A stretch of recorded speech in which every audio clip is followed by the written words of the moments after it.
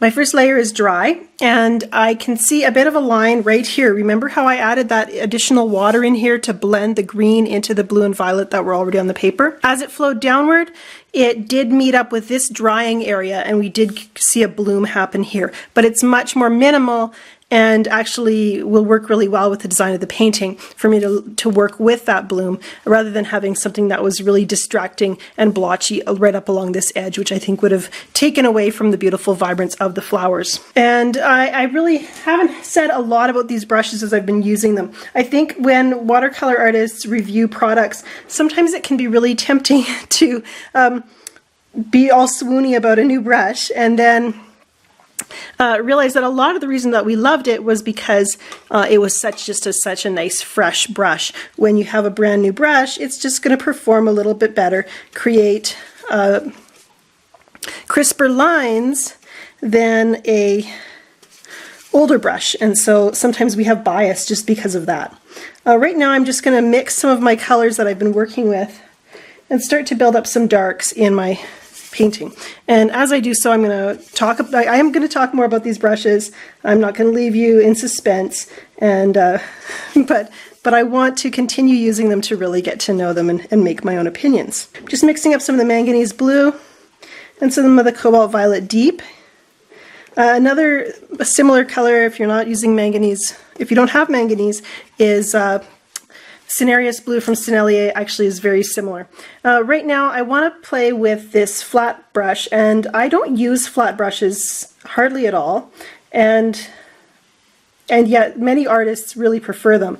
And sometimes they're called wash brushes because they work really good for filling a large area quickly, and as you can see they make a beautiful, nice, crisp line as well, which is what I'm going to try to use it for and do a little negative painting at this stage. And with negative painting, you're really just painting around the objects, so you're putting your darker value usually in kind of a background kind of treatment. So I just carved out this leaf shape, and I used the bloom that we had to create the other edge of the leaf. And now I'm softening my color so that I don't have a strong, crisp line as those colors integrate with the rest of the painting.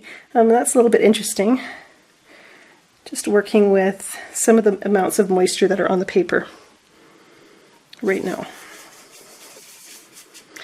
Sometimes you can get to know what a color will do by seeing how it mixes in your palette. As I've mixed this manganese blue and the cobalt violet, once it's sitting in the palette for a few minutes on its own, those colors start to separate, and that's what you can see actually in my washes here, is that separation of colors. So if they're separating in your palette as they dry, you know they're going to separate on your paper if you're working with enough fluidity.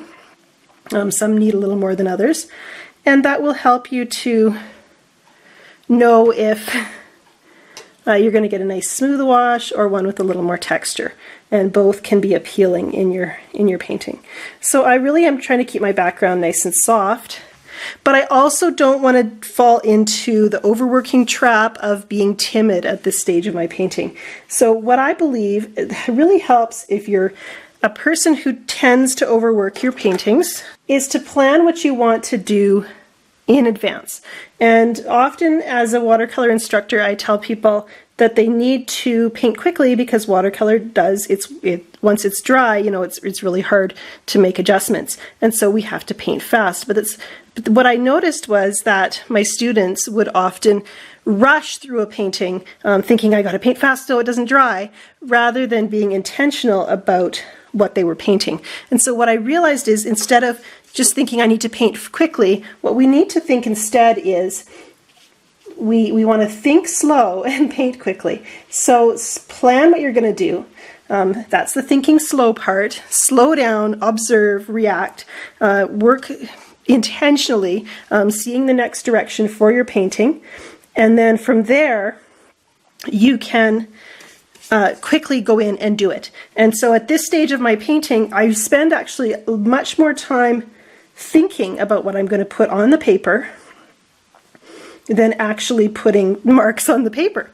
And each layer that I do and each layer of refinement that I add is going to take more intentionality and a little more time to observe and see what the painting needs, and then quickly place those lines, shapes, and values. So right now I'm spending my time really trying to look at the painting as a whole, see what it needs, and then carefully place those shapes and objects. And right now I'm actually just building up a few values.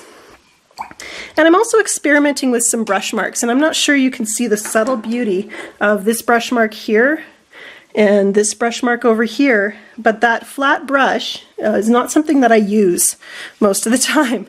And so it creates a different shape than I'm accustomed to. And that can be really exciting for a watercolorist, to start seeing those kind of dry brush shapes happening and then incorporate them into the painting. And I'm actually going to pull a little bit of that blue down into this flower here and create maybe some flower contours as well.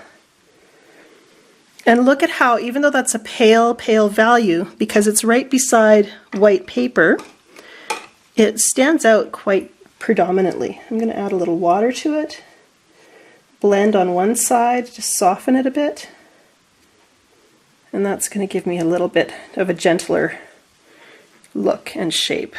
And then where that's damp, I can touch in a little bit of more of that blue and let it flow. And that's really pretty. A flat brush can make really nice lines. Look at how I can just use the corner of the brush even. Oh, that's kind of nice to make a little flower details. With the edge of the brush.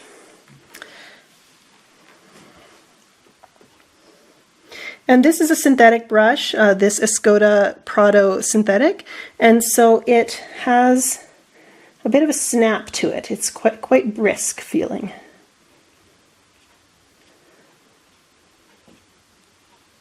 And if you don't know how a brush can feel brisk, you're just going to have to try it out and take my word for it. Until you can take my word for it.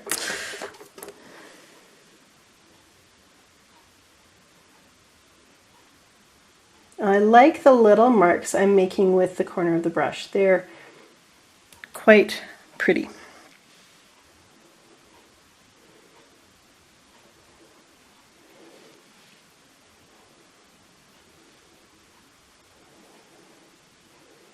And one key to not overworking is, if you're painting loosely, you don't have to spell everything out. The temptation is to put all the details in, to get in really close. So we look for ways to loosen our approach.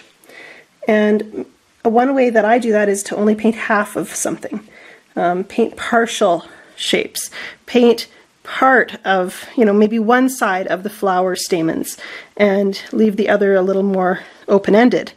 Paint a part of a petal, or have an edge where the petal gets very soft. And those things can really help you paint a little more loosely. Now, one thing that could push me into overworking right now is this petal right here. It has a lovely soft shadow that gives it some form and contour, and the rest of the petals don't. They're all flat white. So let's actually see if we can add some of those contours to some of our other petals. Without overworking, we're going to try to have restraint, to plan.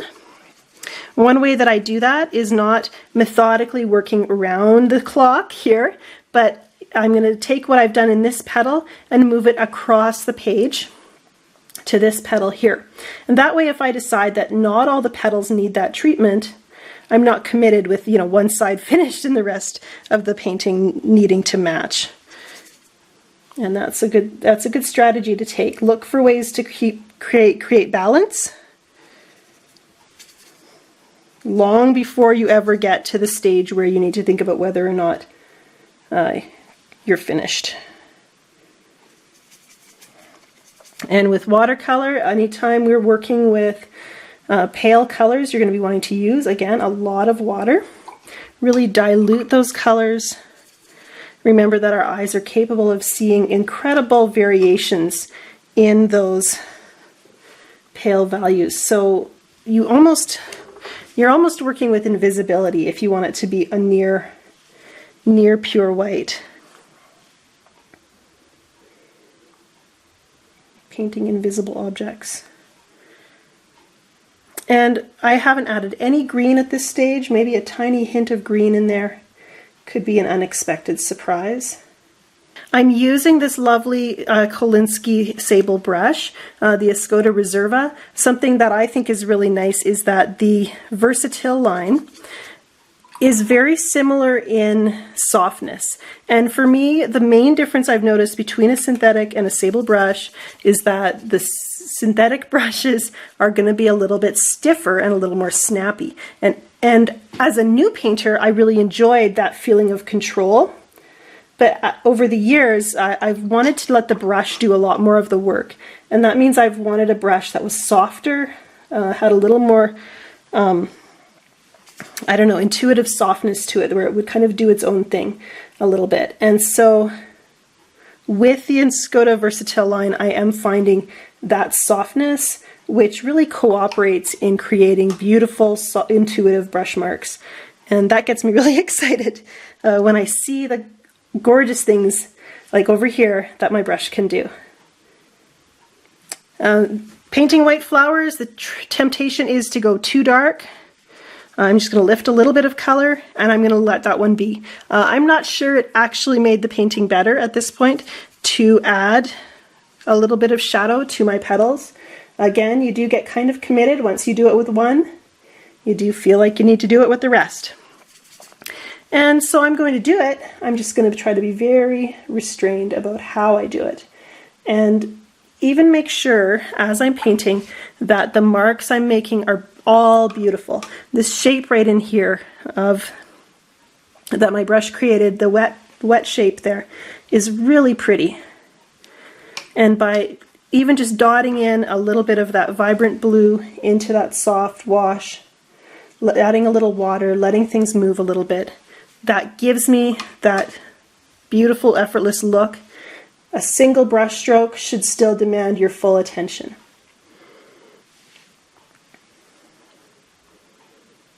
And I'm just pausing to look and watch the color flow along that edge. Because the pigment's flowing downward a little bit here, it's going to be darker along that edge.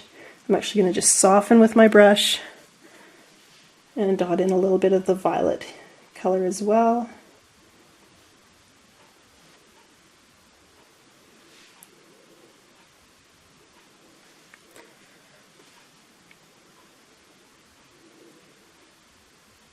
I think we often feel like our first washes, if you're doing a loose layer to begin your painting, wet and wet, it can feel very intuitive, very relaxing. And then when we go to do the rest of the painting, we don't expect or look for that feeling. And I think that's a mistake. I think when we learn to look for ways to make all areas of your painting meditative, it can be really encourage your creativity to come out. And it's something I look for in all of my painting, when I feel like I'm in that zone where I know what the painting needs. I'm fully in tune with it.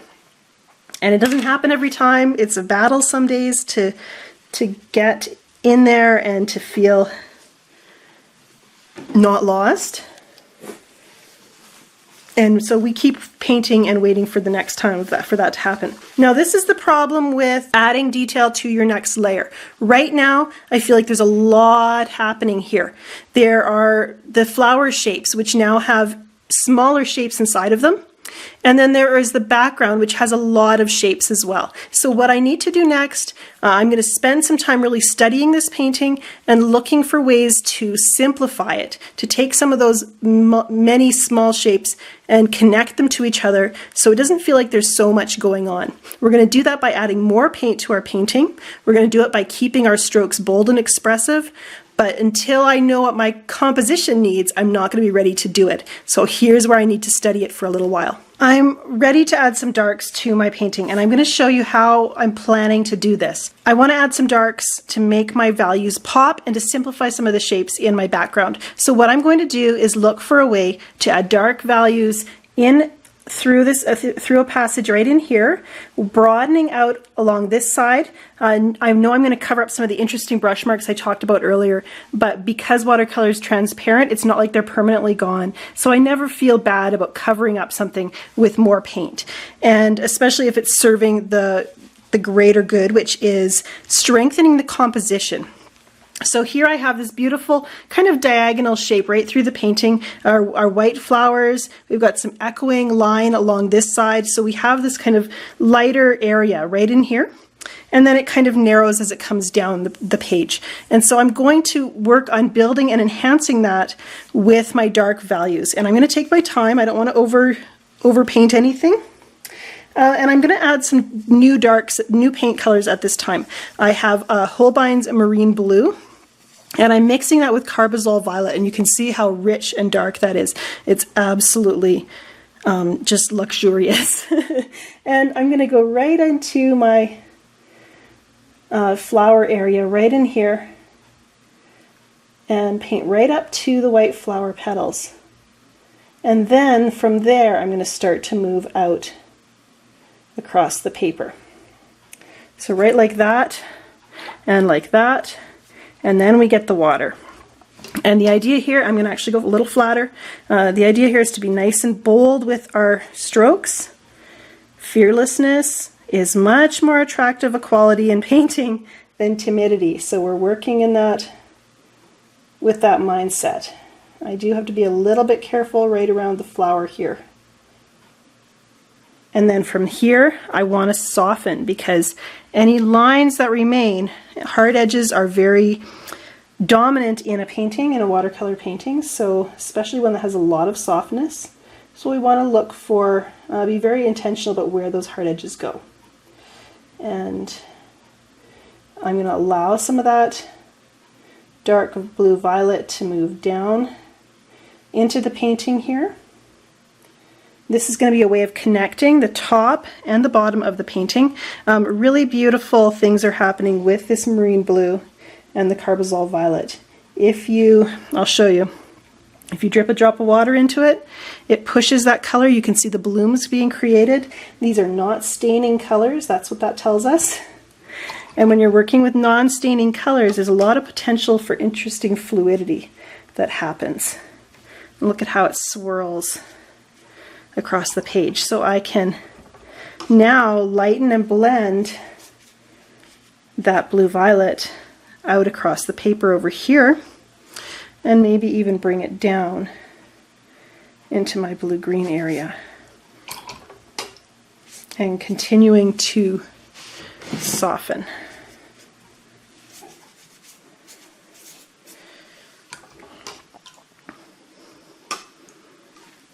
So there is a sense in which I'm adding some new colors, and yet they're not completely foreign. And in fact, I'm going to go back to the flat brush, I think, because I really liked some of the marks I was getting with that. And so yeah, so these colors I've added are not completely foreign. I'm still working in the blue-violet range.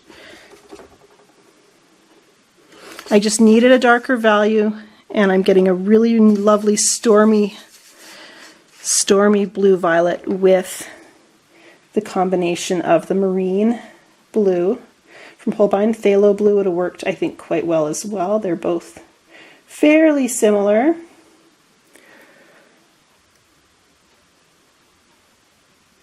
And for this, I'm spending a lot of time pulling back, looking at my painting through the viewfinder of the camera, looking at it. I'm standing up as I work so that my movements are loose and relaxed.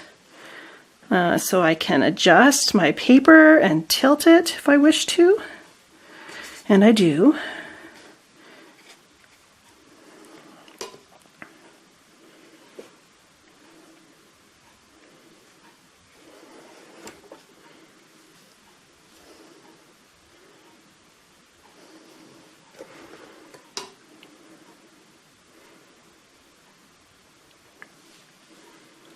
Look how creating that rich dark right up against the white flowers makes even the areas where we place those petals look even darker. There's little tricks you can do to really emphasize that.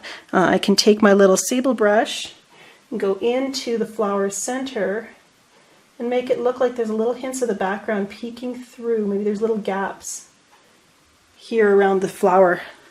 Now our eye is drawn very much to the flower's center because it's got the same dark contrasts that you see around the outer edges.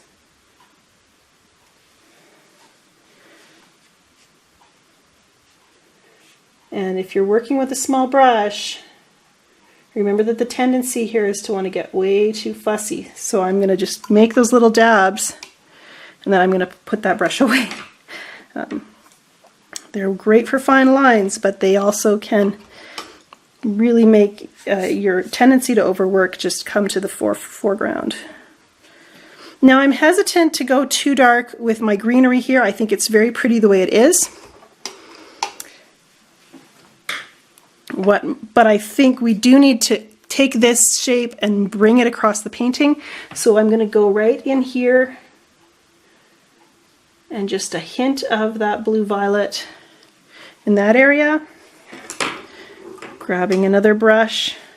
Rather than rinsing this one and losing all the paint that's on it, just grab another brush and soften that edge. And look at how that adds some dramatic dark to there. We're going to do a little bit more, maybe right up in here. And that area had a little moisture already, so we see that flow start to happen. And then we can choose how to guide it into our painting. So right now, I'm going to tilt again. I can take that damp brush, soften on this side, controlling the moisture. I'm blotting up excess that's taking over in certain places. Right here I'm getting a puddle that I don't want to have drip, so I use my brush as a sponge. By blotting it, it gives it a thirstiness to it, which will pick up that extra moisture, just like a sponge does. And then down in here I can add, I'm wondering, I don't like that. I was going to add some little violet lines, but I'm not loving those. So we just rinse them away. Place those colors, evaluate, and then react. Finally, up here, I think we need some more of that blue violet. What we're going to do now is find a brush that gives us some interesting lines. I think we're going to go back to the flat, actually.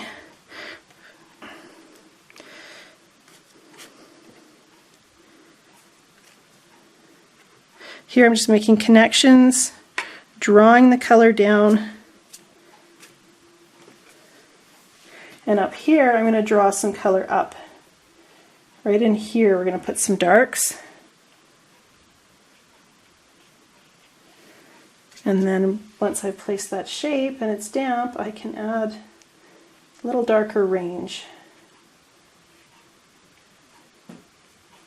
And my brush has a little less paint on it, so I'm getting some dry brush stroke effects.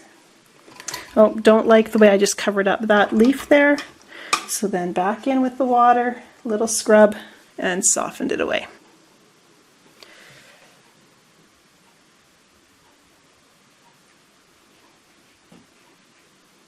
Going back to my Cobalt Violet Deep just to add a little bit of lighter value line.